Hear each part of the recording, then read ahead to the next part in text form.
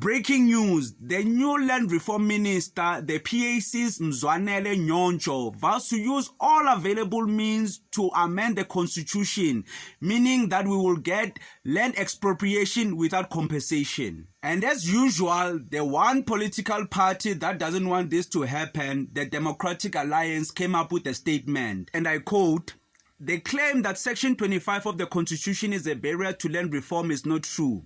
Parliament has already rejected proposal to amend Section 25. Any attempt to reopen this matter will create economic instability. The Democratic Alliance will continue to defend property rights for all."